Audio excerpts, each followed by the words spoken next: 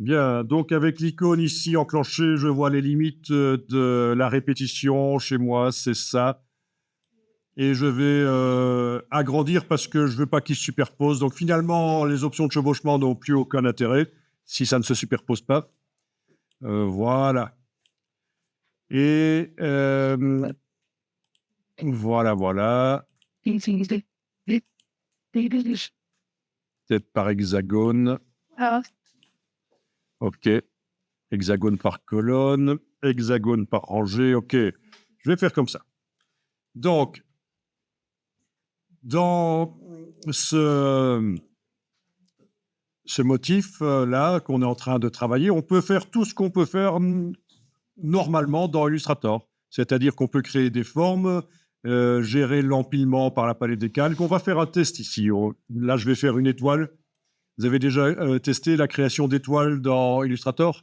Vous voyez comment on modifie le nombre de branches? Non?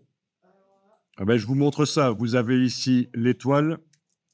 Alors l'étoile, ne la tracez pas n'importe où. Il ne faut pas commencer à la tracer loin de où se trouve l'image. Sinon, vous n'allez pas comprendre comment gérer le motif. Il faut quand même que ce soit relativement proche. Voilà. Alors, l'étoile vient d'être tracée. En tant que fond, dans la case de fond de l'étoile, je vais aller mettre une couleur. Vous choisissez une couleur. Voilà.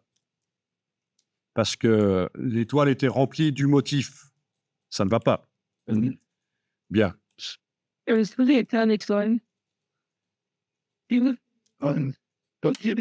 Voilà, donc avec la flèche noire, on peut aller déplacer l'étoile.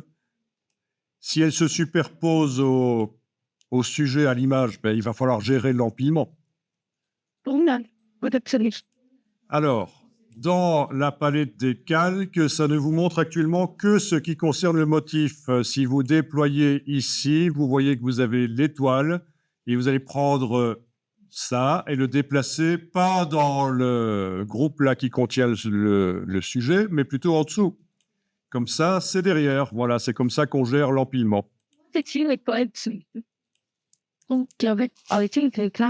Oui, c'est la palette des calques qu'il vous faut, qui, pendant que vous êtes en train de modifier le motif, ne vous montre que ce qui concerne le motif. Et on prend l'objet et on le déplace, soit au-dessus. L'étoile, pousser l'étoile ne semble pas. Alors, est-ce que vous avez bien dessiné l'étoile à côté de l'image, c'est-à-dire dans cette zone-là? C'est ce que je vous ai dit, il ne faut pas commencer à aller la dessiner sur une des répétitions, loin de l'image, là où elle se trouve réellement. Et là, est-ce que ce pas et puis en fait, un peu ça, comment mieux pour le tester, en fait, c'est pas beau, c'est mieux qu'une GT. Cliquez sur enregistrer une copie de temps en temps, comme ça, dans le nuancier, le motif, dans son état actuel, il est envoyé. Vous aurez plein de versions au fur et à mesure de votre avancée dans la création du motif. Bien, je vais redessiner une autre étoile, mais vous ne connaissez pas donc le système, donc je vous montre. Regardez. Pendant que je suis en train de tracer l'étoile, je peux jouer avec des flèches, les flèches sur le clavier pour déterminer le nombre de... Ne faites pas, regardez, parce que je vais vous montrer autre chose après, parce que ça, c'est l'ancienne méthode. Il y a une méthode qui est un peu plus facile pour vous, peut-être. Donc ça, c'est le nombre de flèches, de pointes de l'étoile, avec les flèches au clavier. Donc, quand je dis flèche au clavier, vous voyez de quoi je parle? OK, parce que tout le monde ne voit pas toujours de quoi je parle. Ensuite, la touche contrôle du PC ou du Mac, je peux déterminer les diamètres. Voilà. Une fois que j'ai lâché la touche contrôle du PC ou du Mac et que je bouge, c'est la dimension, évidemment. Voilà. La barre d'espacement, c'est le positionnement. Enfin, voilà des options, pendant qu'on est en train de faire l'étoile, des options qui sont possibles. Voilà, je lâche le bouton à souris. Mais je vais supprimer pour vous montrer que je vais en refaire une nouvelle ici avec 5 pointes. Voilà. Touche contrôle du PC ou du Mac, je refais une étoile à peu près normale, comme ça. Si on enfonce la touche option, on a une étoile type, comme ça, vous voyez ce que je veux dire? Voilà. La touche Alt, ça permet de faire ça. OK. Mais alors, il y a une nouveauté dans Illustrator depuis quelques versions, c'est que dans le menu Fenêtre, Propriétés,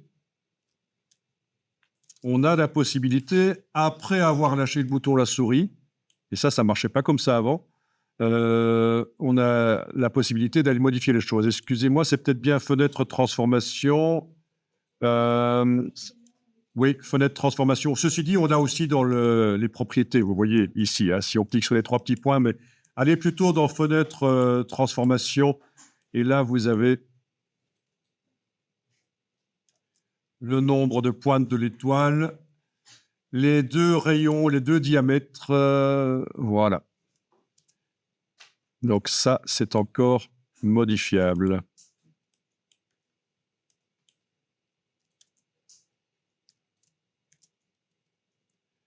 Voilà, voilà. Ça peut être sympa. Sinon, je vous ai donné les touches qu'on peut enfoncer. Vous les avez vues. Une touche avec les pieds. Donc, je récapépète. Pendant que vous êtes en train de tracer l'étoile, les flèches ici, c'est le nombre de pointes. La touche contrôle du PC ou commande du Mac, c'est les espacements entre les 2 diamètres. Qu'est-ce que j'avais dit d'autre? Oui, la touche Alt pour avoir l'étoile type. Voilà. Qu'est-ce qu'il y avait d'autre à dire? Tout a été dit. Hein, et n'oubliez pas que pour modifier la dimension après, c'est évidemment l'outil de transformation avec la touche Shift. Voilà. Et donc là, j'ai une étoile qui est par-dessus. Voilà, ça se voit. L'image est en sandwich entre les deux. Voilà.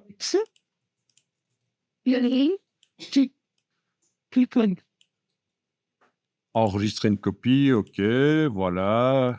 Ça vient de s'ajouter au nuancier. Donc, c'est la création de motifs.